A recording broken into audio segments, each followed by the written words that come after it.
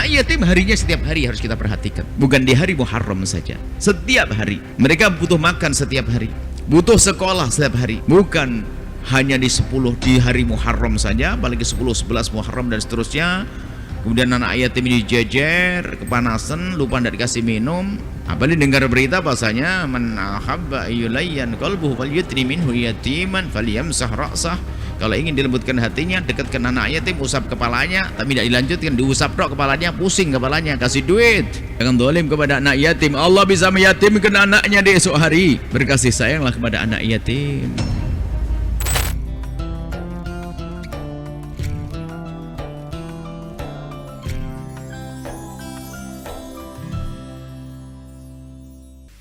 Jangan mengkhususkan juga, ini adalah tradisi yang kadang merugikan. Sesaat seperti menguntungkan tapi merugikan. Mengkhususkan di bulan Muharram adalah hari anak yatim. Nah ini. Sehingga dibuat santunan anak yatim, dibagi-bagi duit 250.000. 200.000. Kalau bulan Muharram kita jadikan gebyar anak yatim, boleh. Tapi nyantuni anak yatim bukan saja di bulan Muharram. 100.000 setahun, belikan garam, diisep nanti garamnya. Ana wa kafil yatimi kahataini. Aku dengan penanggung kehidupan anak yatim seperti ini di surga. Kata baginda Nabi, dekat sekali. Ngerawat, bukan santunan setahun sekali. Bolehlah itu sebagai kebiar. Cuman kalau mengkhususkan itu sebagai hari anak yatim harinya setiap hari harus kita perhatikan. Bukan di hari Muharram saja, setiap hari. Mereka butuh makan setiap hari. Butuh sekolah setiap hari. Bukan hanya di 10 di hari Muharram saja, apalagi 10, 11 Muharram dan seterusnya. Kemudian anak yatim dijejer, kepanasan, lupa tidak dikasih minum. Apalagi dengar berita bahasanya man ahabba yulayyan qalbuhu falyutri minhu yatiman falyamsah ra'sah. Kalau ingin dilembutkan hatinya, dekatkan anak yatim, usap kepalanya, tapi tidak dilanjutkan, diusap dok kepalanya, pusing kepalanya, kasih duit, kasih santunan. Memang mengusap maknanya kasih sayang dalam hadis tersebut. Tapi harus diperhatikan, memberi makan seperti yang makan, memberi pakan itu kan lanjutan hadisnya, bukan diusap dok. Diberi pakaian seperti yang kita pakai, diberi makan kita makan, maka akan lembut hatinya. Ini masalah anak yatim, tolong pedulilah kepada anak yatim, bukan hanya di bulan Muharram. Akan tapi di luar Muharram mereka juga butuh makan, butuh minum, butuh sekolah dan seterusnya. Dan ingat, jangan zalim kepada anak yatim. Yang zalim kepada anak yatim, ingat Allah bisa meyatimkan anaknya esok hari. Hati-hati. Jangan zalim kepada anak yatim. Allah bisa meyatimkan anaknya di esok hari. Berkasih sayanglah kepada anak yatim. Mungkin ada sebagian yang kesal dengan anak yatim, katanya nakal anak yatim. Enggak, anak yatim tidak harus nakal. Kalau kita kembalikan, kita lacak, kita rinci, kenapa anak yatim nakal? Oh, anak yatim nakal setelah abahnya meninggal, ibunya akan bingung cari uang. Kemudian sehingga anak itu kurang terawat, ibunya cari uang. Loh kok kenapa ibu cari uang? Karena kita tidak memperhatikan anak yatim. Yang salah tetap kita. Sebab kalau masih ada bapaknya, kan bapaknya kerja, barangkali ibunya masih menjaganya. Tapi sekarang ibunya bekerja, siapa yang jaga dia? Ibunya kerja cari duit, kita tidak memperhatikan anak yatim. Gimana gak nakal? Jangan salin anak yatim. Kemudian lanjutannya adalah jangan diyatim-yatimkan. Anak yatim sudahlah, ambil seperti anakmu, seperti anak kita, kita rawat, tidak usah diyatim-yatimkan. Sudah dijajar, ini bapaknya tabrakan, kecelakaan di sana, ini bapaknya begini, apa ini setiap tahun sudah lupa diingatkan lagi, dijajar.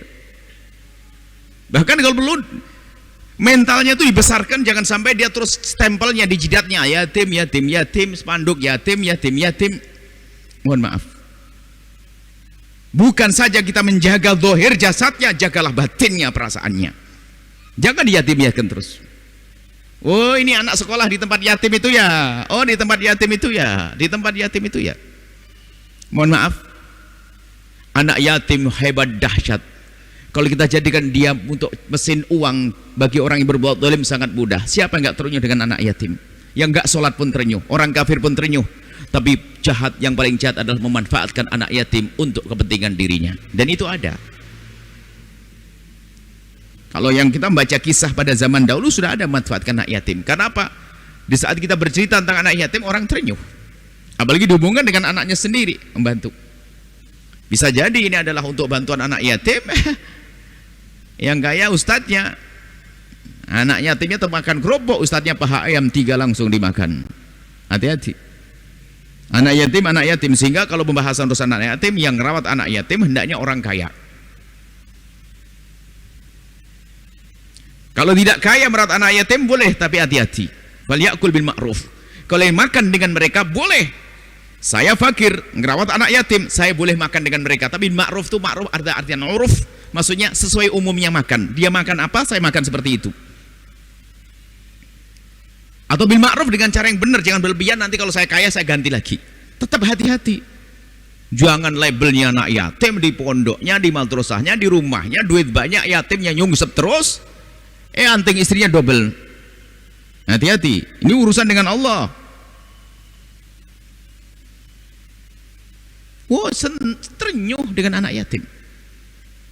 Anak yatim bikin.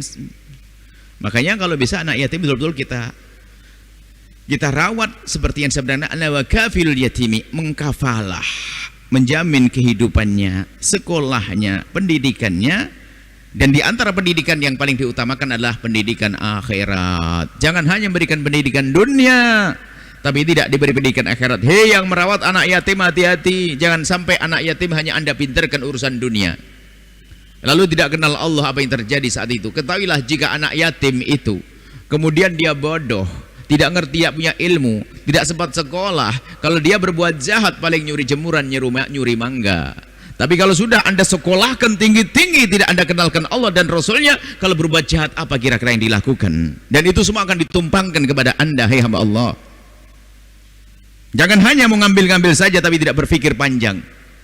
Merawat, menyantuni tapi tidak tahu mau dibawa kemana dia, malah tambah dosa. Tapi ingat, kalau Anda serius menghantarkan mereka pada kemuliaan, memuliakan mereka di rumah Anda, maka sungguh Anda mulia bersama baginda Nabi Shallallahu Alaihi Wasallam.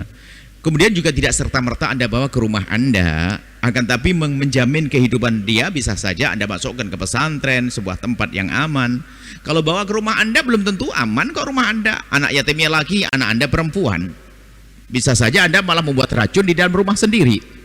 Harus waspada ini, jangan asal comot saja. Jadi ada ilmunya ini semuanya. Yang dia tidak punya ilmu masalah sesat. Dan tidak perlu diadopsi lalu nasabnya dirubah menjadi kita. Enggak.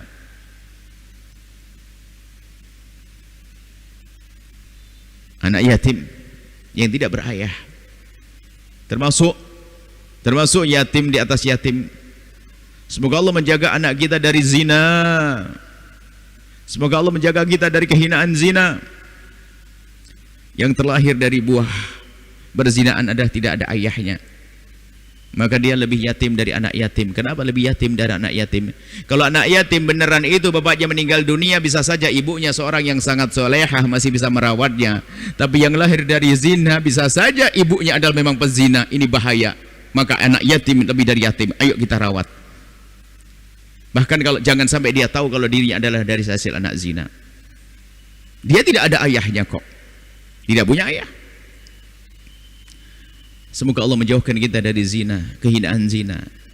Maka hai hamba Allah, syukuri halal yang Allah berikan kepadamu dengan cara menjaga mata kita. Yang belum punya halal, segera menujulah kepada yang halal agar pintu haram tertutup.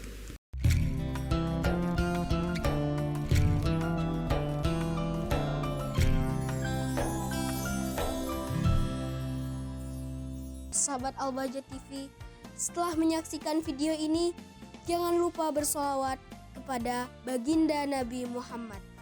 Shollu ala Nabi Muhammad. Allahumma sholli alaihi wa ala alihi wa sahbihi.